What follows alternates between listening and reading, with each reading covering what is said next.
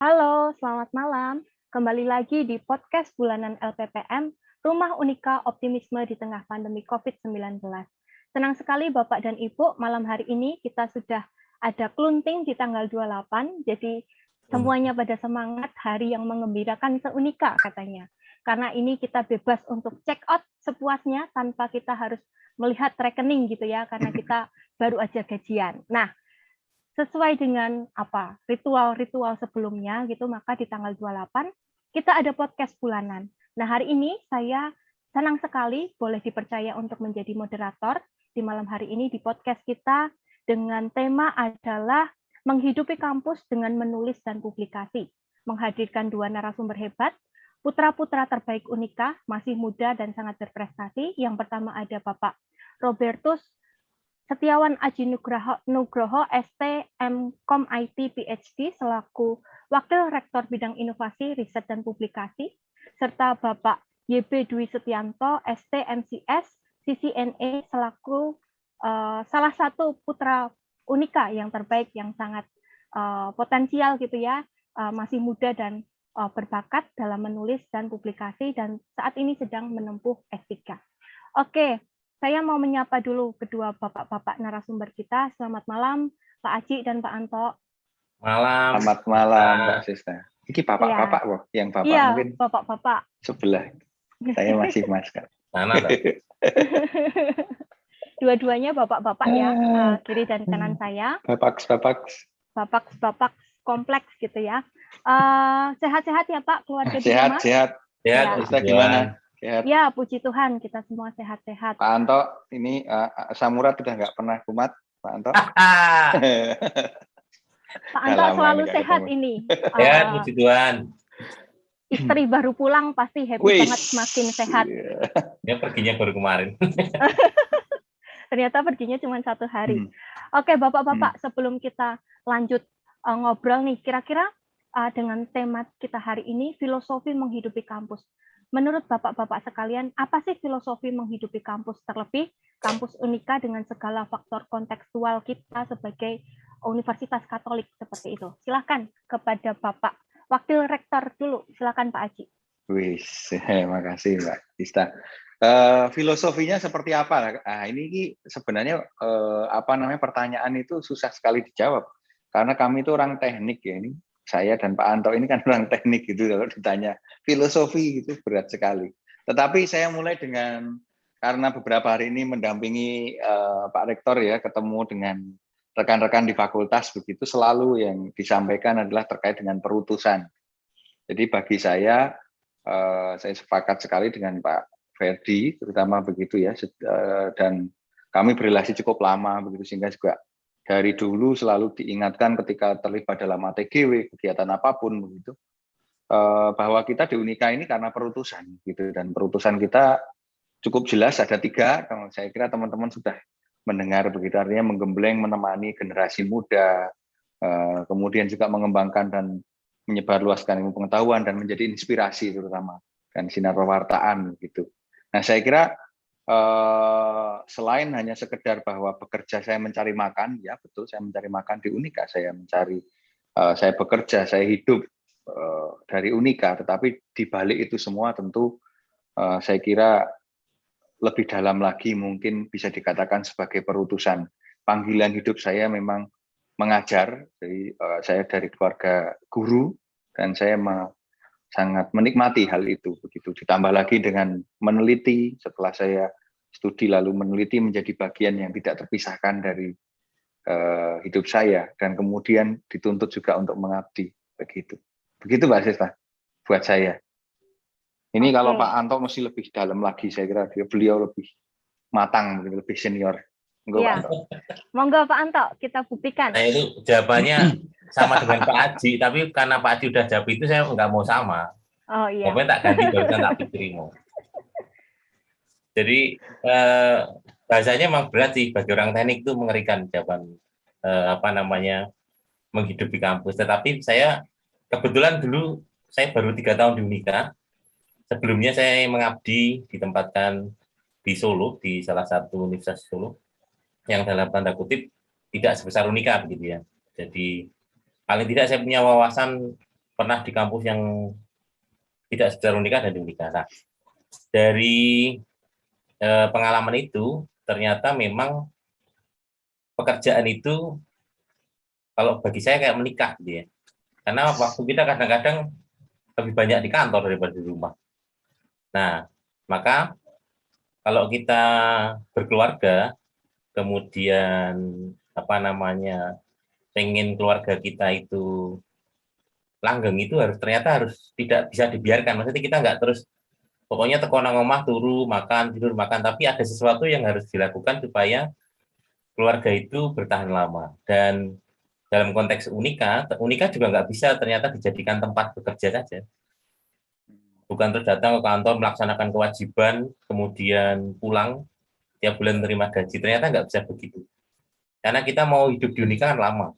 Kalau saya sih kerja kalau bisa selama sampai pensiun di sana. Nah, untuk bisa seperti itu, ternyata kita butuh menghidupi kampus dalam tanda kutip berkontribusi kepada kampus supaya kampus ini terus tidak tenggelam oleh disrupsi zaman atau kompetitor persaingan, sehingga kita dituntut untuk, kalau tadi Pak Haji bilang perutusan, ya bahasa lainnya menghidupi. Kalau saya bilang menghidupi, jadi misalkan begini, pengalaman saya ditugaskan di LPPM, ternyata saya baru tahu loh di LPPM itu bahwa setiap tahun Unika sebagai universitas itu harus mengisi banyak hal untuk dilaporkan ke pemerintah. Salah satunya kinerja bidang penelitian, kinerja bidang pengabdian yang saya tangani. Nanti di bidang kemahasiswaan ada Simkat Mawa itu untuk kinerja bidang kemahasiswaan, nanti ada kinerja bidang inovasi, dan itu berdampak kepada promosi kita oleh Dikti gitu ya. Dalam hal ini bisa jadi rankingan, kemudian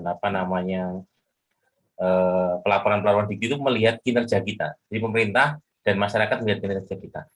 Nah, contohnya untuk penelitian kinerja bidang penelitian dan pengabdian, kalau tidak banyak pengabdian, penelitian, dan publikasi, maka pas kita ngisi itu akan sedikit. Dan itu artinya kampus kita akan kalah dengan kampus lain dalam hal kinerja itu. Bahwa aspek menghidupi tidak ada penelitian dan pengabdian, tetapi sekarang ini karena kita ada di LPPM, podcastnya LPPM, tentunya kita dalam lingkup penelitian dan pengabdian. Jadi menghidupi kampus itu ya membuat kampus itu bisa bertahan sampai kita pensiun, kalau bisa nanti setelah pensiun tetap berjaya gitu. Dan tidak cukup dengan datang melaksanakan kewajiban pulang gitu. Terus setiap bulan terima gaji sebagai haknya. Moga-moga tidak terlalu muter-muter bisa. Ya, matur nuwun Pak Haji dan Pak Anto. Jadi kalau sepuh memang panjang jawabannya. Jadi biar kita pinter, Pak. Kalau kita boleh katakan ini align juga ya Bapak dan Ibu dengan Tridharma Perguruan Tinggi, bahwa ya tujuannya ketika kita melakukan penelitian dan pengabdian, salah satu cara untuk menghidupi kampus ya supaya kesejahteraan seluruh masyarakat itu menjadi meningkat gitu ya, karena berdasarkan temuan empiris yang sudah kita lakukan. Nah, sekarang saya mau tanya nih, menurut Bapak di sini, sebenarnya kondisi existing Unika saat ini seperti apa sih Pak? Dilihat dari publikasinya mungkin, atau mungkin dari hibah yang diperoleh, dan seterusnya. Monggo Pak Haji, saya persilakan terlebih dahulu. Oke, podcastnya serius banget ya, udah bingung. Kandani ya, tapi ya ngeri tok ya. Padahal konsepnya santai ya Pak ya. Wajahnya Pak Anto itu yang bikin serius. Aku tak gawe senyum-senyum ya Pak. Senyum-senyum Pak. Ya, gini Mbak Ista, menarik ini pertanyaannya. Jadi salah satu hal kenapa kemudian istilah wakil rektor itu kan dirubah-rubah gitu ya. Dulu kan wakil rektor 1, 2, 3, 4 gitu. Tapi ini Pak Ferdi ini sedikit berbeda begitu. Nah, itu ternyata memang proses diskusinya panjang. Salah satunya adalah memang melihat bagaimana posisi universitas ini, dan kemudian potensi untuk berkembang. Nah ini. Nah kemarin LPPM sudah menyelenggarakan launching sanggar publikasi kalau kita ingat ya, dan di sana kita ditunjukkan fakta oleh pihak luar ya, bukan dari dalam Unika sendiri, bagaimana positioning kita, baik dari sisi penelitian, publikasi maupun hal-hal yang lainnya. Saya kira fokusnya di publikasi itu terutama. Nah, kalau kita lihat sebenarnya potensi riset kita itu bagus sekali, dan riset kita di bawah LPPM yang lama itu sudah luar biasa sekali saya kira. Bagaimana kita melakukan riset dan seterusnya bisa terorganisasi dengan baik semuanya kan, tata kelolanya jelas dan seterusnya. Saya kira luar biasa. Tetapi ada satu hal yang harus kita optimalkan bareng, yaitu publikasi. Nah, kenapa ini terjadi? Karena memang publikasi ini menjadi muara, menjadi salah satu muara bagi banyak hal. Ya toh, yang pertama apa dulu dong? Misalnya publikasi, pemeringkatan jelas sekali. Pemeringkatan itu kita nggak bisa lagi seperti dulu. Zaman dulu namanya ada Webometrics, ya itu konsepnya sudah berubah. Dulu itu Webometrics hanya melihat dari sisi visibility Putus-putus ya? Unista itu di dunia maya tentang halo? Ya, sudah mulai normal Pak. Sudah lancar, normal. Oh, oke, sorry. Nah, ini tadi putusnya dari mana ya Pak? Sorry banget ini. Webometrics Pak. Pak, gajian Pak. Gajian. Mak Klunting saya ini apa namanya ngerayain gajian hari ini loh. Ya, jadi apa tadi Webometrics ya. Jadi Webometrics itu sudah tidak seperti dulu lagi di mana mereka hanya melihat visibility dari sisi website dan sebagainya. Sekarang dia menjadi lebih dalam dan ini mulai seirama dengan pemeringkatan yang lain. Kalau kita lihat pemeringkatan kita Sinta itu linear dengan Webometrics, linear barangkali dengan QS kita belum masuk ya. Kemudian dengan yang lainnya sekarang ada pemeringkatan lain. Artinya publikasi menjadi sangat penting untuk positioning kita universitas. Kemudian yang kedua, publikasi ini juga sangat penting untuk Java gitu loh. Mbak Ista sudah sudah dapat ya? Atau like gue ayo. Akhir Oktober Pak mengajukan karena baru terbit Oktober. Oke, mantap. Oke, mantap banget ya berarti. Nah, artinya kan kita sudah lihat sendiri kan ketika kita mengurus Java, ini juga Java itu kan kaitannya banyak, nggak hanya sekedar kesejahteraan pegawai loh ya. Artinya nggak kemudian gaji kita naik hanya karena Java loh. Tetapi universitas ini membutuhkan itu, akreditasi itu juga butuh Java dan sebagainya. Saya juga harus kejar diri saya sendiri ini kan gitu. Pak Anto tiap hari udah ngejar-ngejar saya kan. Nah, ya, tetapi publikasi menjadi kunci di sana. Nah, itu yang menjadi pikiran kami waktu itu. Risetnya sudah bagus, tetapi publikasi kita posisinya sekarang itu kita sudah punya Q1, Q2 dan seterusnya sudah punya, tetapi itu hanya dimiliki oleh kurang lebih 10% dari 250 dosen yang kita punya begitu. Nah, ini yang harusnya ditingkatkan terus begitu kan. Nah, makanya kemudian ada divisi khusus ini yang mengurusi bagian ini untuk bisa Excel gitu. Jadi tahun 2025 barangkali WR ini sudah dihapus. Jadi Pak Anto harus berjuang jadi rektor supaya kalau mau berjuang jadi WR publikasi barangkali harusnya kalau saya berhasil 2025 sudah nggak perlu lagi ada WR ini kan. Nah, gitu Pak. Ya, saya kira itu positioningnya. Untuk hibah juga, hibah internasional juga sudah banyak, ada nggak? Ada, gede-gede juga. Gitu. Tetapi sudah merata, sudah banyak belum? Belum. Nah, ini yang perlu kita tingkatkan gitu. Karena kesempatannya cukup banyak gitu. Ini yang saya kira dari sisi strategi seperti itu, Mbak Ista. Sehingga kemudian ketika melihat positioning kita ada potensi yang harus kita kembangkan dan posisi saat ini masih belum optimal. Nah, lalu kita optimalkan bareng di sana. Itu kira-kira Mbak Ista dari saya. Wakil Rektor Jawa nih tuh. Saya melu-melu senengannya Pak. Jadi mungkin kalau saya boleh menyimpulkan gitu masih ini ya Pak, kalau misalnya kita berharap gitu ya publikasi ini nanti mungkin bisa mengikuti kurva distribusi normal gitu ya Pak, supaya lebih merata. Kalau sekarang tuh kayak cuman condong ke kiri atau condong ke kanan hanya segelintir orang, atau mungkin bahkan bisa kita katakan orang-orang tertentu aja atau dalam tanda kutip outlier saja yang bisa melakukan itu. Harapannya dengan adanya wakil rektor bidang IRP ini khusus, ini nanti bisa lebih merata. Gitu Pak Aji. Bisa jawabannya statistik banget ya Pak? Statistik ya, Aku distribusi normal. distribusi Ini harus normal. saya jawab dengan algoritma ini ya, latent delay allocation atau Waduh, apa gitu ya, apa supaya itu, Pak saya Haji? kelihatan pinter gitu loh Mas Deo. Outlier barang ditok gitu. Ya, overfit atau underfit dan sebagainya. Ya, itu saya kira bukan hanya sekedar distribusi normal, Mbak. Artinya bukan hanya sekedar merata, karena yang excellent pun harus kita tingkatkan gitu. Tetapi ketika kita bicara tentang publikasi, itu strateginya nggak hanya sekedar kemudian ngoyak-oyak orang publikasi, nggak bisa seperti itu. Kita juga harus melihat realitas. Misalnya dana penelitian internal kita masing-masing di fakultas berapa yang ada. Apakah itu sudah bisa menunjang publikasi dan seterusnya. Maka strateginya kan kemudian nggak bisa hanya dari satu WR atau dari satu divisi. Kita harus bersinergi dengan divisi lain. Dari penjaminan mutu juga perlu ada relasi di sana dan seterusnya. Dari sisi sistem juga kita harus attack dari sana begitu. Kita nggak bisa hanya dari satu sisi LPPM saja yang harus dituntut untuk ini kan gitu supaya merata. Oke, semua sekarang bisa saja misalnya semua penelitian internal outputnya kemudian harus publishable jurnal atau kemudian sudah harus terbit begitu. Kita bisa bikin surat edaran seperti itu selesai begitu. Tetapi lalu pertanyaannya lalu kemudian kualitasnya seperti apa? Ketika daya dukung yang lain-lain ini masih lemah begitu, yang harus ditingkatkan lagi gitu. Dari sisi anggaran ya toh, anggaran penelitian kita, dari sisi pendampingan, dari sisi kemampuan bahasa Inggris, dari sisi penelitiannya sendiri bagaimana itu ditingkatkan dan seterusnya. Nah, ini kan perlu strategi juga. Banyak sekali kita dosen muda begitu yang mereka barangkali teman-teman belum familiar dengan bagaimana cara menulis gitu. Sedangkan untuk studi S3 sekarang juga semakin rumit ininya requirement-nya dan kemudian beasiswa terutama kan ini semua jadi linear gitu kan, ini nggak bisa parsial kita menyelesaikannya gitu. Iya.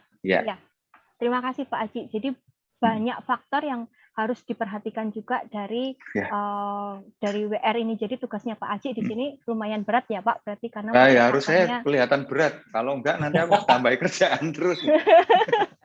Harus kelihatan berat gitu ya supaya enggak tambah kerjaan. Oh iya nanti kalau enggak kelihatan berat mosok undang-undang kok ini. Kelihatan aja, tapi nanti bekerjanya semua teman mendukung kok gitu. Ya, pasti Pak kalau itu. Mungkin saya lanjut ke Pak Anto nih. Pak Anto ini kan riwayat publikasinya lumayan banyak Pak. Kira-kira sebagai seorang individu, kendala apa sih Pak yang dihadapi ketika kita itu diminta untuk publikasi gitu? Kira-kira apa Pak kendalanya?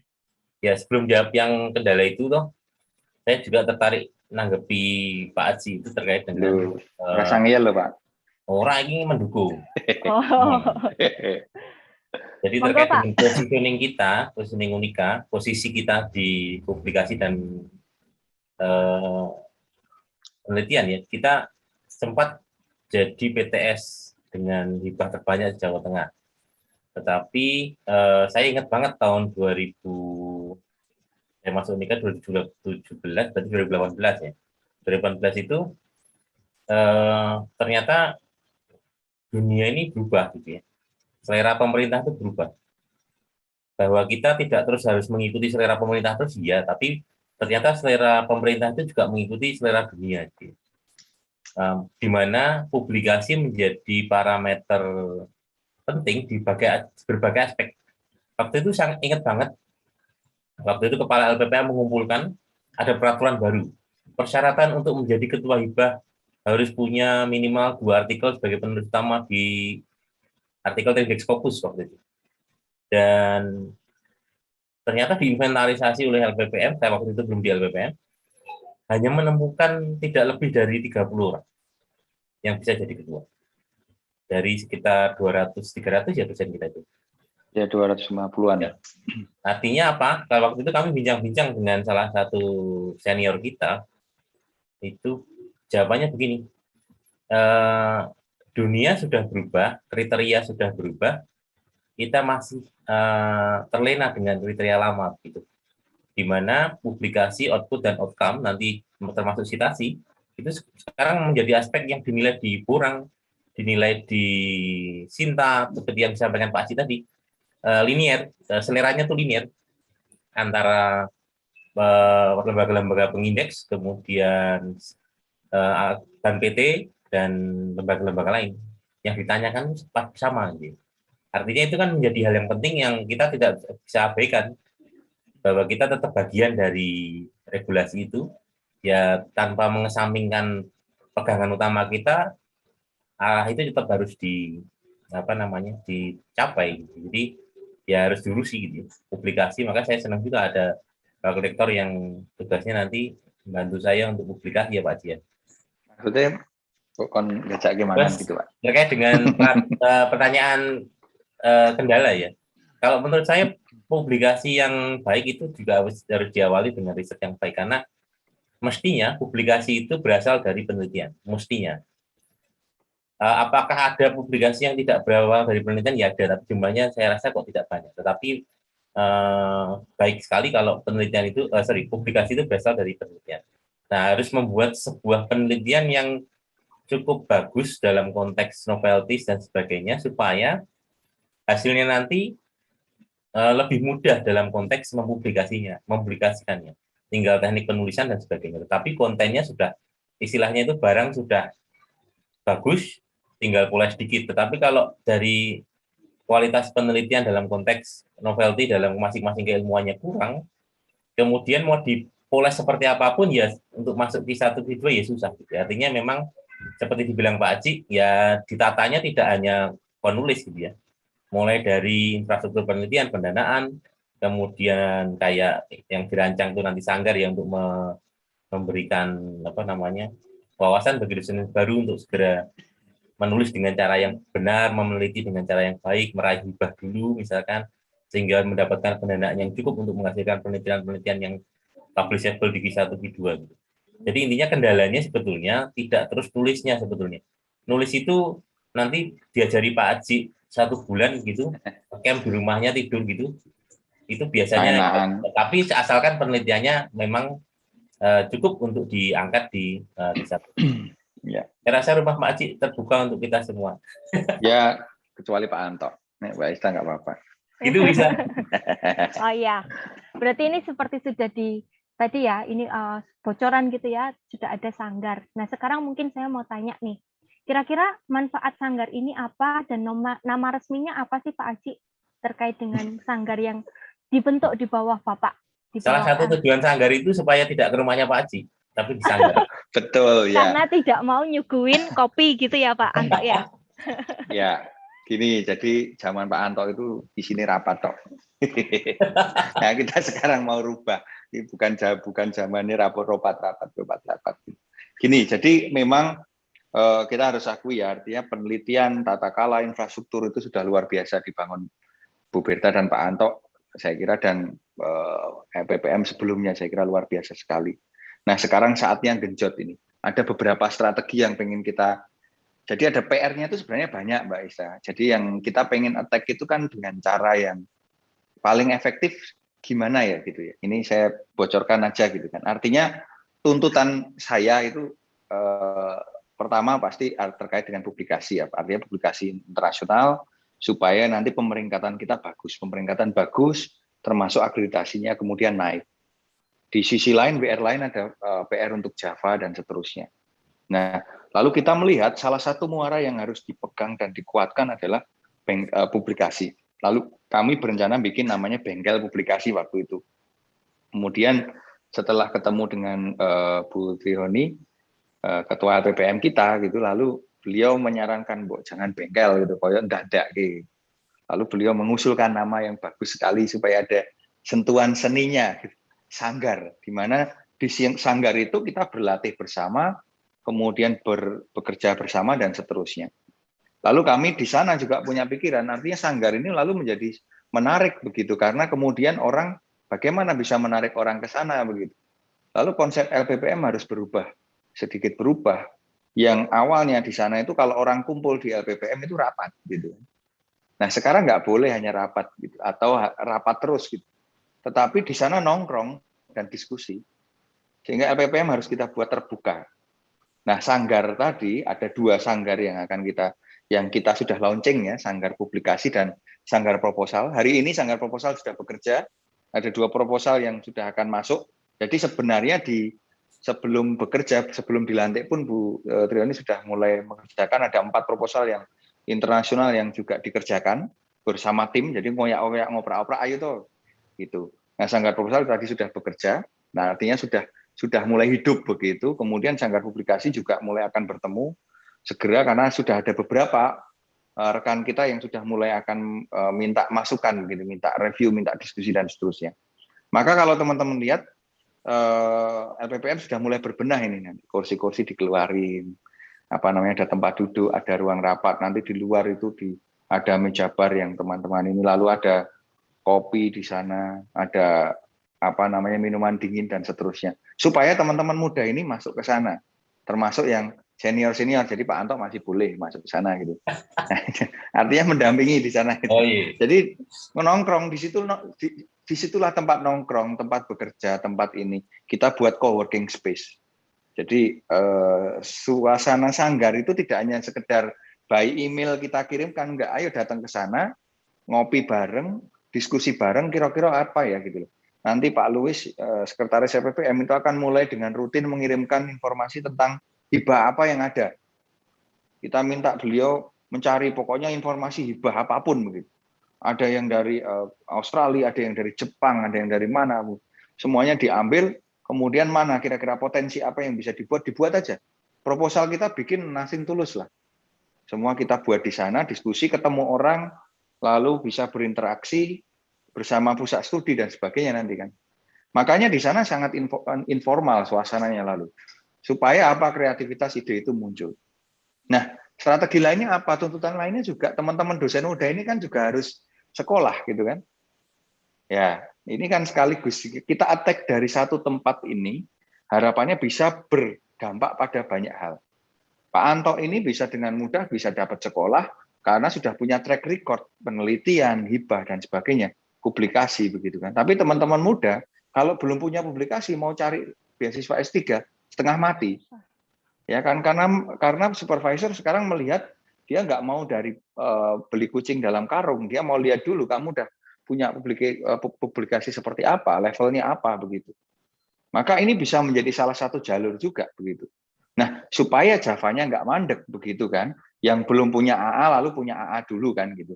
Setelah punya AA, mau berencana studi lanjut, misalnya kemudian begitu, segera cari kemudian, kalau sekarang lektor ya, AA ke lektor kan butuh hanya 50 saja, tetapi syarat terberat kan publikasi.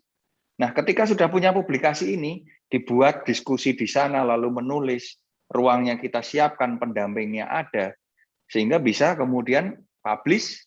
Nah, ini bisa dipakai di dua arah. Ngisi si jago, sekalian syaratnya publikasi sudah ada, sekaligus cari beasiswa dengan publikasi ini. Sehingga dapat lektor, dapat beasiswa S3 atau sekolah S3.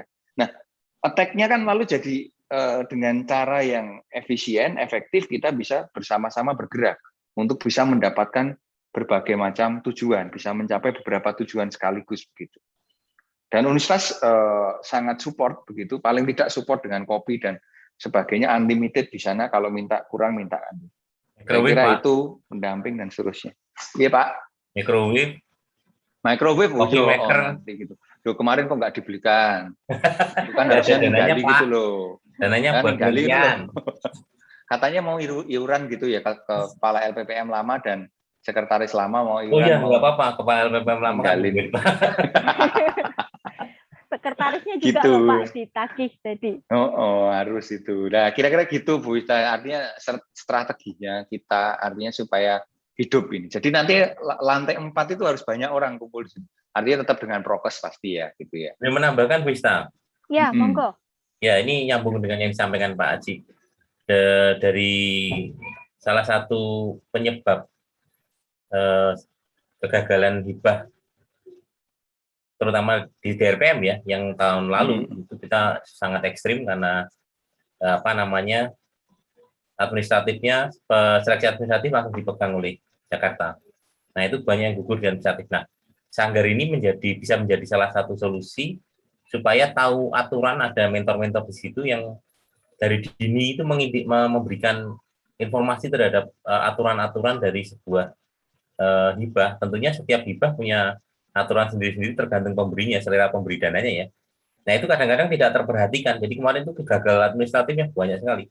Nah dengan Sanggar ini nanti bisa jadi menjadi tempat awal untuk bertanya, kira-kira mau bidik mana nih teman-teman dosen muda nih? Beli misalkan Sumitomo gitu ya. Nah Sumitomo itu model yang disebut seperti apa, penelitiannya disukai, yang model seperti apa, formatnya seperti apa, itu sudah dari awal sudah tahu dulu. Sehingga begitu bukaan, itu sudah nggak gerombiangan, tidak SKS-an bikin proposal sehingga formatnya salah, kontennya salah, dan sebagainya. Nah, salah satu kebiasaan buruk mau diakui mau tidak tempat kita itu kalau bikin proposal, ya, termasuk saya sendiri ya, itu ya kalau proposalnya tanggal 16, buatnya tanggal 15, disapinnya tanggal 16, gitu ya. Sehingga PPM tidak punya waktu untuk mereview gitu. Nah, akhirnya yang terjadi adalah gagal administratif. Sayang sekali banyak konten-konten keren, penelitian-penelitian yang keren yang harus gagal gara-gara administratif. Itu yang pertama. Jadi Sanggar ini bisa menjadi tempat teman-teman muda untuk mulai belajar administratif hibah gitu ya. Kemudian yang kedua terkait dengan menghidupi, selain menghidupi kampus, kita juga harus menghidupi profesi kita. Dosen itu kan nggak ngajar, dosen itu kan ngajar, meneliti dan mengabdi. Nah dari sisi penelitian itu nanti kita bisa mendapatkan yang dia sebutkan Pak Aci tadi, seperti jabatan fungsional, studi dan sebagainya. Itu kan harus dihidupi.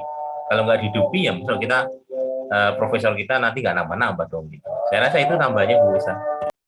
Oke, jadi harapannya dengan menggunakan Sanggar ini tadi 1-2 pulau terlampaui gitu ya, bukan hanya mendapatkan penulisan yang baik, tapi juga publikasi, tapi juga untuk mengejar jabatan fungsional, dan endingnya nanti tentu saja untuk pemeringkatan atau kualitas Unika yang jauh lebih baik beyond dari hanya sekedar pemeringkatan gitu ya Pak Aji dan Pak Anto.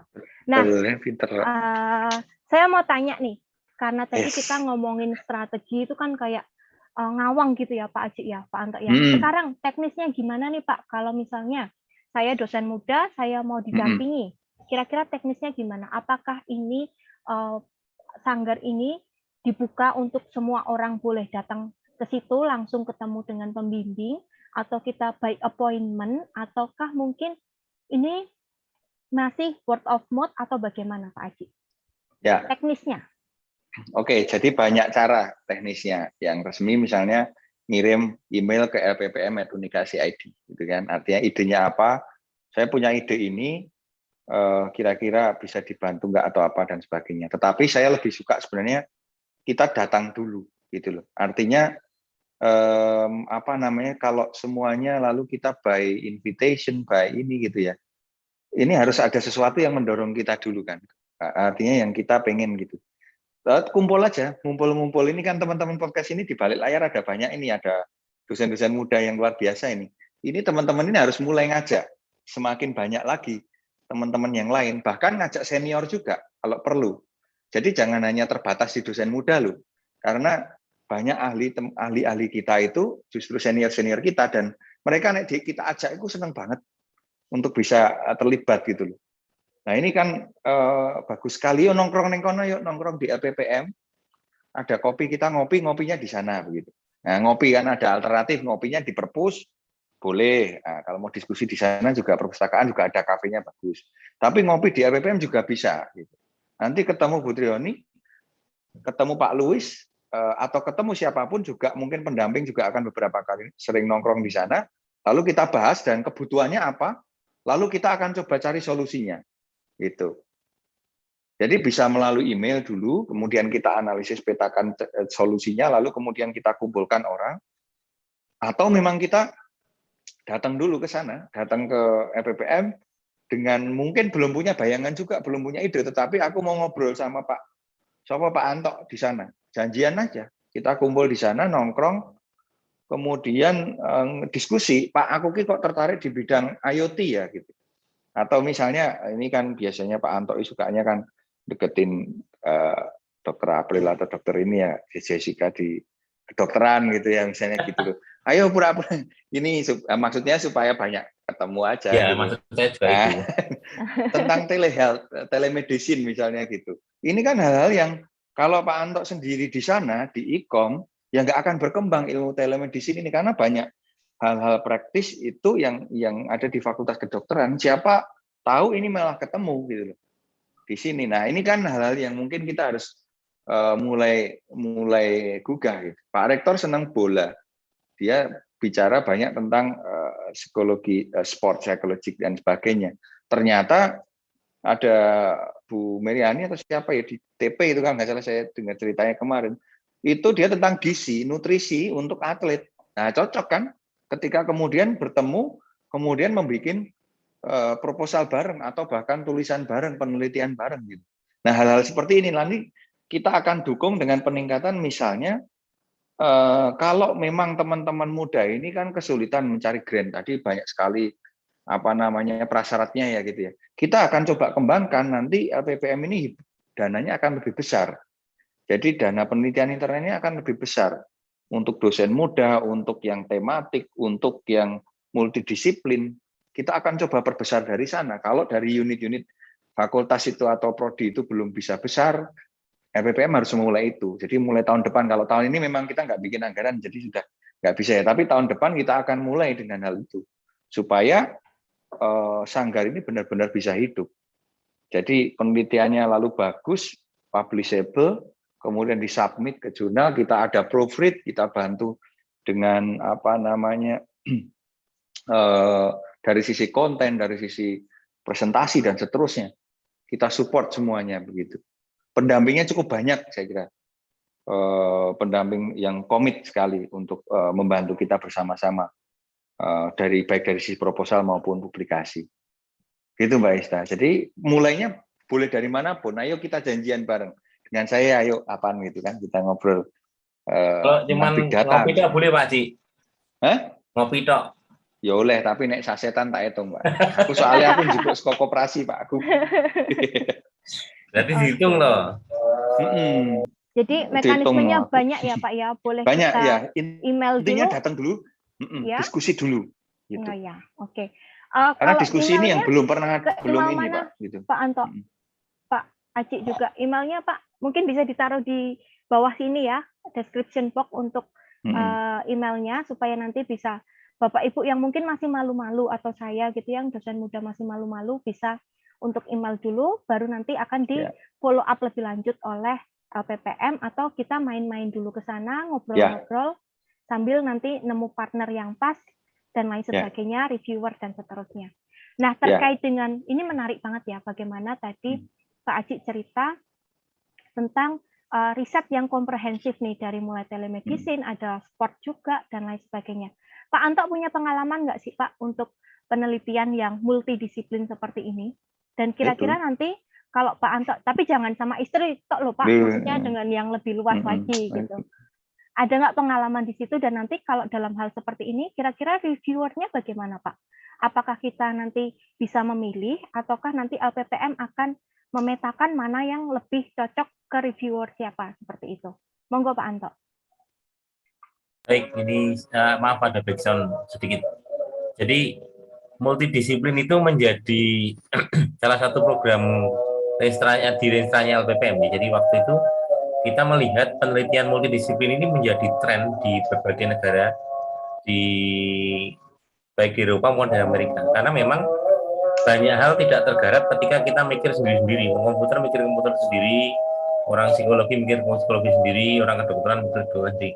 Nah, sebagai contoh simpel, mulai 2013 itu saya mencoba mendisiplinkan diri, meriset ke bagian-bagian yang terkait dengan informatika kesehatan. Itu dari 2013 saya ingat banget.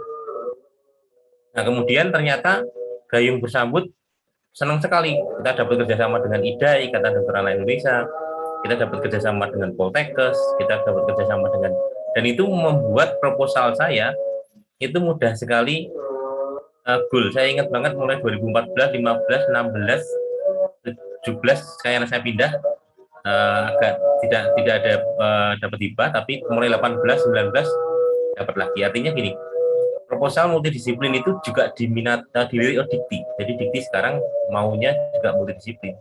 Sehingga kalau mau main ke Prodi Malu, LPPM ini tempat yang netral ya, tidak terikat prodi, jadi bisa kumpul di situ, ngobrolin hal-hal yang dulu nggak kepikiran. Orang kedokteran, oh ini iso atau digawe ini. Misalkan kita ngomong elektronik medical record ya, waktu itu kita bahas pendekatannya selalu tersentral penyimpanannya di server pusat gitu ya. Nah padahal nggak ada yang Kemenkes nggak mungkin sanggup menangani database EMR Indonesia gitu ya. Akhirnya semi distributed. Nah di IT ada itu pendekatannya distributed database dan sebagainya. Oh, bisa dirancang pendekatan baru terus muncul waktu itu saya publikasikan protokol electronic medical record yang semi distributed gitu ya, tetapi terkontrol oleh Kemenkes melalui HES-nya. Nah, kayak gitu-gitu itu menjadi apa namanya istilah topik-topik seksi untuk dimasukkan ke hibah gitu. Namanya KM. Nah, kemudian publikasi juga sekarang beberapa jurnal itu saya lihat sudah mulai banyak jurnal-jurnal Q1 Q2 yang multidisiplin juga. Tentunya spesifik di bidang apa ya, misalkan di elektromedik misalkan. Ya di elektromedik itu bergabungan antara elektronika dengan medis misalkan. Di tempat kami itu ada health informatics, itu jurnalnya sudah banyak sekali. Kemudian ini ada baru BCI ya, saya sedang jadi topik disertasi saya, brain computer interaction, itu urusannya dengan spesialis saraf, itu neurolog. Nah, itu juga menjadi topik yang sekarang hangat di mana-mana. Karena saya itu bisa. Oke, Pak Aji punya pengalaman Pak penelitian multidisiplin? Ya, banyak Bu. Seneng aku. Banyak dengan akuntansi sudah punya. Oh, ya. itu jelas kalau itu ya Pak Aji ya. Ya, artinya ya, itu. ya. Dengan TP juga punya. Dengan psikologi saya dengan mahasiswa PhD kami di UWA Western Australia, kita meneliti tentang climate change dari sisi psikologi. Bagaimana people behavior menghadapi climate change, lalu relasi dengan sosial media. Lalu dengan beberapa di Amerika kita bicara tentang plagiarism. Kemudian kemarin kita dengan sosial media analytics untuk COVID, ya dengan epidemiolog dan sebagainya. Begitu. Nah, maksud saya gini, mungkin kalau cerita yang wah-wah itu terlalu rumit, mungkin malah takut gitu ya. Tetapi gini loh teman-teman, jangan mengira begitu topik-topik yang bisa publish di Q1 atau Q2 atau yang lainnya itu kemudian topik-topik yang harus sangat hebat begitu. Nobel yang potensial dapat Nobel, enggak gitu. Topik-topik yang sebenarnya sekiranya sederhana pun itu ketika ada theoretical construct itu bisa. Nah, kalau pernah dengar Nobel ya, Nobel itu salah satu penghargaan tertinggi dalam bidang ini kan ilmu, pengembangan ilmu gitu, Alfred Nobel gitu. Ada yang lucu sekali namanya. Pernah dengar nggak Ig Nobel? Mbak Isa pernah dengar? Pak Anto? Belum, Pak Aji. Belum pernah ya? Belum, jadi Pak. Kalau Nobel itu menunjukkan sebenarnya kan ilmu-ilmunya yang luar biasa sekali. Yang sangat ini ya, wah gitu loh. Scientifically dan sebagainya gitu yang proven yang luar biasa begitu topiknya. Tapi ada satu penghargaan juga, ini satirnya Nobel, namanya Ig Nobel. Ini sebuah penghargaan yang membuat kita tertawa, tetapi sekaligus berpikir. Jadi di situ penemuan-penemuan dari penelitian-penelitian yang kita pikir ini sebenarnya nggak make sense atau ya sederhana, tetapi dia ilmiah dan berada di jurnal-jurnal yang bagus gitu.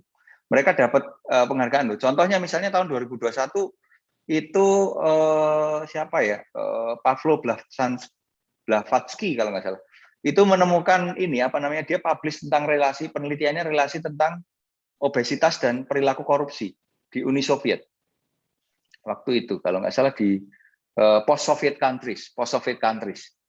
Nah itu dia meneliti itu kan, korelasinya apa antara obesity dan korupsi. Nah ternyata ada loh. Dan itu bisa dibuktikan secara ilmiah begitu. Awalnya barangkali kita ketawa dengan topik itu kan gitu. Lain lagi nih tahun yang sebelumnya kalau nggak salah saya lupa tahunnya berapa ya. Itu Stephen Bollinger itu dia meneliti tentang soliditas atau kekokohan botol bir kalau dikeprokkan kepada objek. Ya kan. Nek dikeprokkan objek itu botol bir merek bir bintang, Heineken dan ini mana yang lebih keras gitu. ini bagi sebagian orang ini penelitian ini konyol gitu kan, membuat kita tertawa. Tetapi ternyata dilakukan dengan metode yang academically dan sebagainya. Nah ini bisa menjadi menentukan mana alat yang paling efektif untuk bikin orang pingsan dan seterusnya. Nah ini contohnya. Lalu contoh lain lagi ternyata malaria itu juga dapat Ig Nobel namanya. Itu sederhana sekali bahwa dia membuktikan ternyata bau kaki itu dibenci oleh atau disukai oleh nyamuk malaria. Nah kan penemuannya lucu-lucu gitu kan. Tetapi ternyata itu breakthrough karena kemudian mereka berhasil membuat obat yang kemudian bisa ditaruh racun untuk menghilangkan nyamuk malaria, endemi malaria itu. Nah ini kan contoh-contoh sebenarnya topik penelitian nggak harus yang sangat-sangat luar biasa. Teman-teman juga harus membaca hal-hal yang seperti ini. Dan ini saya kira bahkan sangat bisa untuk PhD atau doctoral level begitu. Contohnya apa namanya itu spion F1 itu ya. Formula 1 itu juga apa sih sebenarnya? Tapi bentuk itu pun bisa jadi PhD loh, tes disertasi loh dan seterusnya. Nah, ini contohnya. Nah, saya kira kita harus mulai terbuka terhadap ide-ide seperti itu termasuk multidisiplin pasti. Itu Pak. Berarti di Sanggar ini kita bebas ya Pak untuk sekedar brainstorming dulu gitu. Brainstorming apa-apa pun ya? sangat oke gitu. Oke. Jadi nanti tolong kalau saya dan teman-teman brainstorming jangan dihitung sasetannya berapa ya Pak Aji ya. Oke, siap. Aku siap ngetek ke saset akeh mau kok. Jangan BR buat ini apa ngebon di koperasi nanti. Minumannya tak angkut ke atas. Sekalian, Pak. Gorengan ya benda sehat. Ya tapi juga perlu diperhatikan juga Pak meningkatkan animo untuk ke Sanggar. Yes, itu saya kira itu yang paling penting. Makanya krusial ya. Karena ini Sanggar sudah standby para ahli dan para kakak yang siap membimbing. Tapi ternyata semuanya sibuk ngajar, nggak pernah ke Sanggar misalnya.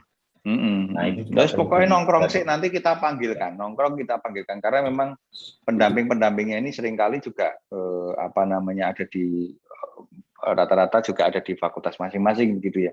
Tetapi mereka sudah komit dan siap untuk kita panggil hari ini. Contohnya hari ini pendamping proposal dan sebagainya sudah mulai bergerak beberapa. Oke, gitu. Buka mulai dari jam berapa Pak Aji Sanggar? Pagi sampai siang. Sampai sore. Pokoknya ya? Ini menjadi working space gitu ya, working space. Mau sampai malam ya nggak apa-apa, nanti tinggal pesen kadang-kadang topik penelitian itu tidak timbul dari obrolan khusus Pak Aji. Betul. Misalkan kita pengen ngobrolin kepanitiaan, terus nanti tahu-tahu muncul topik penelitian, berarti kan boleh Pak rapat panitia di sana ya? Boleh, nanti pokoknya judulnya rapat toh Pak. Ini kan yang mesti Pak ketemu rapat toh. Brainstorming panitia terus nanti ngumpul di sana. Selama itu tidak menjadi kekakuan ya dalam konteks. Ya, jangan sampai kaku. Sini meh ngopi ditekoki judul kan ra sida ngopi, Pak. Nah, iya ngobrol sih. Ayo lungguh-lungguh sih. Yang ngopi makanya dan kopinya sih lagi dikai judul tekoki judul gitu. Betul. Di sana juga boleh menjadi working space. Jadi suasananya kita bangun working space. Ngadem boleh di sana. Mau nongkrong di sofanya juga enak. Ya nanti akan ada tambahan di sisi samping sayap itu Pak Anto yang biasanya saya yang paling nunggu Pak karena kebetulan ruang saya di depannya situ jadi saya kerja. Nah, tadi sudah lihat ya Pak mulai dikeluarin ya itu ya sofa-sofa ya udah mulai ya tadi saya pulang itu Putrioni udah mulai ngeluarin meja tadi. Ya, tapi kalau sasetan yang ngambil LPMA loh Pak Ojo juga LPM. Saya penasaran banget ini nanti mau jadi seperti apa LPPM yang bentuknya co-working space untuk Sanggar semakin proposal terbuka dan publikasi. Mungkin nanti panitia bisa diedit ya di bawah sini mungkin ditambahkan foto-fotonya atau redesainnya kira-kira seperti apa supaya hari ini baru mulai Mbak Ista mulai ditata jadi mulai dikeluarkan Bu Trioni sudah mulai ngoyak-ngoyak dari kemarin tapi hari ini baru dieksekusi kemudian nanti akan ada tambahan beberapa saya juga minta ada televisi untuk ini ya daripada pakai apa namanya itu LCD projector kita pakai TV misalnya begitu supaya kalau nggak dipakai bisa kita setel musik misalnya. Jadi kayak nanti juga tolong diedit ya. Saya nggak diputin gitu. Ya nanti teman-teman panitia minta tolong supaya misal sudah jadi ruangannya atau mungkin konsepnya dulu gitu ya Pak supaya teman-teman Bapak Ibu dosen teman-teman muda juga tertarik untuk datang ke sana. Even kita brainstorming aja kita disambut ya di sana ya Bapak. Datang dulu saja. Nggak usah mikir yang berat-berat, datang, ngobrol, habisin kopi, Nek nggak ada temennya, tolong samperin tuh di LPMA ada Pak Anto. Nanti Pak Luis juga di dalam digeret. Ya Pak ngopi sih. Atau aku di bawahnya. Ayo Pak ngopi sih. Aku pengen ngobrol diskusi kita. Gitu. Kita sering ya adakan gitu. Teman-teman muda harus sering ngajak. Sesekali ngajak yang senior juga ya. Jangan ditinggal loh yang senior. Mereka itu luar biasa juga. Saya kira idenya, kebijaksanaannya saya kira perlu diajak betul juga sama.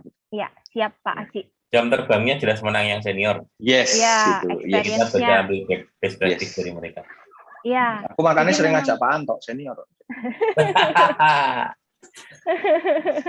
Masih baru Pak Anto gabung masih baru loh, lebih senior Pak Aji ya Pak Anto. Oh iya, tapi kan orang baru 3 tahun di Unika. Iya. Selalu dianggap orang lama. Iya, beliau ini veteran juga loh, dulu pernah di Unika juga, veteran itu. Saking deketnya satu sama lain gitu Pak, jadi merasa udah kenal lama gitu, walaupun mungkin Pak Anto baru 2017 dan seterusnya.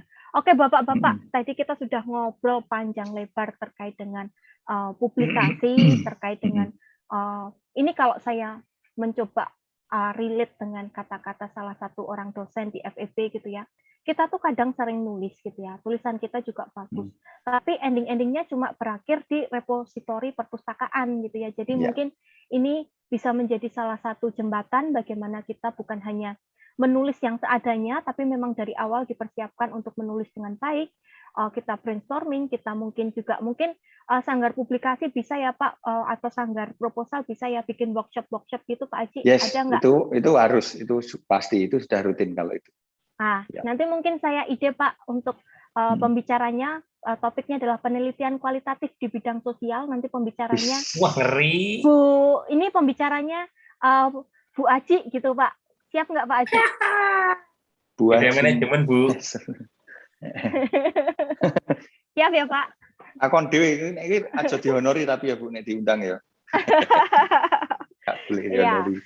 Ini nanti mungkin topik-topik yang mungkin supaya kita juga bukan hanya menulis dengan kemampuan yang sudah ada sekarang, tapi juga perlu di leverage ya, perlu ditingkatkan skill menulis dan lain sebagainya supaya kita tetap keep up dengan perubahan zaman. Even mungkin seperti saya saat ini masih belum ada lanjut sekolah gitu kan, jadi mungkin masih ilmunya ya segini-segini aja. Jadi mungkin nanti saya minta ke Pak Aji gitu ya supaya mungkin bisa dipertimbangkan workshop dan seterusnya. Oke, pasti. Oke, sekarang kita mau menutup acara malam hari ini. Mungkin sudah jam segini ya, Bapak-Bapak udah capek ya, mungkin sudah saatnya beristirahat. Tapi sebelumnya saya minta kata penutup dari Bapak-Bapak masing-masing. Silakan, 1 menit Pak Aji dan juga Pak Anto. Yang sepuh dulu gantian Pak Anto ya Pak. Monggo Pak Anto. Kacek rong nek sepuh Pak. Ya saya kalau sama Pak Aji tua saya 2 bulan kalau nggak salah. Dia selalu mengaku lebih muda. Cuma gitu. 2 bulan ya Pak. Lah iya ora mengaku memang. Ya Pak, monggo Pak. Ya baik. Jadi sesuai tema kita dalam konteks apa yang mau kita usung, yang pertama adalah ayo kita hidupi profesi kita, profesi sebagai dosen, kemudian berdampak kepada menghidupi Unika sebagai institusi. Caranya bagaimana? Ya datang ke sanggar dulu. Banyak cara menghidupi kampus, banyak cara menghidupi profesi kita, salah satunya dengan jalur penelitian dan pengabdian. Nah, sanggar ini adalah ide luar biasa dari LPPM yang sekarang, Trioni, tentunya dengan Pak Aji. Jangan sampai ide itu kemudian menjadi maniman kopi ini enggak expired. Jadi jangan supaya enggak expired, kita ke sana gitu ya. Kita ke sana, nggak usah mikir yang berat-berat. Pokoknya intinya sana dulu. Itu intinya ke sana dulu, ngobrol, nanti di sana pasti menemukan ide. Pasti menemukan ide. Jadi itu aja sih. Mulailah dari hal yang simpel-simpel, ngopi, ngobrol, kemudian nanti masih yang berat-berat bisa ngobrol bareng. Ya. Itu dari saya. Siap, Pak Anto. Monggo Pak Aji. Ya, intinya cara baru. Barangkali juga sebenarnya dari dulu mungkin hal-hal seperti ini sebenarnya sudah mulai ada atau ini gitu ya. Tetapi kita partisipatif lalu inisiatif, ini yang sangat diperlukan. Kalau istilahnya Pak Rektor itu growth mindset. Sehingga kita mencoba menuju ke target yang kita inginkan. Sebenarnya target dari dulu kan sama begitu, dengan cara yang baru gitu. Nah, semoga ini efektif. Universitas hadir, kami berkomitmen untuk mendampingi, mendukung kebutuhan apapun begitu, baik di Java, baik di publikasi, baik di penelitian maupun yang lainnya. Kita bersinergi bersama, saya kira, kalau istilahnya mendayung perahu perutusan yang sama gitu. Nah, mari aku teman-teman kita mulai, kita biasakan dengan relasi yang nyaman, ngobrol, nongkrong, lalu mempunyai buah yang baik gitu. Untuk kita, untuk pribadi maupun untuk universitas. Saya kira semuanya bisa tercapai. Gitu Mbak Ita. Terima kasih. Terima kasih Bapak-Bapak telah hadir menjadi narasumber di Mbak Ista malam nggak hari bikin ini. kalimat penutup, Mbak? Kalimat penutup Mbak Ista. Nanti. Moderator. Ya, harapannya bahwa dengan adanya sanggar ini nanti kita bukan hanya ini bermanfaat untuk diri kita pribadi, tapi juga bermanfaat untuk institusi, dan tentunya pengembangan ilmu pengetahuan ending-endingnya adalah untuk kesejahteraan masyarakat bersama, gitu ya Bapak-bapak dan Ibu-ibu audiens di podcast kita malam hari ini. Terima kasih Bapak-bapak narasumber. Kami ada sedikit kenang-kenangan, silahkan ditunjukkan kepada peserta. Bisa ngirim dulu, saya terima. Ya, monggo Bapak. Oh, terima kasih. Ini dari terima kasih kepada The Fruit atas sponsornya gitu ya, sudah mengirimkan buah-buahan segar untuk kami yang ada di sini. Monggo Bapak-bapak. Ya, bisa ganti backdrop-nya dulu dengan The Fruit. Ini adalah sponsor kita malam hari ini. Pak Anto ditunggu dulu. Ya. Waduh, Bune nggak nguatin dulu. Ya, ini sponsor khusus dari The Fruit supaya kita tetap sehat dan kuat di masa pandemi ini. Ya, begitu Bapak-bapak dan juga Ibu-ibu audiens, kita sudah sampai di penghujung acara. Jangan sampai lupa bahwa kita akan ada podcast-podcast seri selanjutnya dengan topik-topik yang saya rasa tidak kalah seru dari topik malam hari ini. Sampai jumpa di podcast bulan depan. Salam sehat, saya Tresta, Pak Aci, dan juga Pak Anto mengucapkan selamat malam. Thank you semuanya. Bye.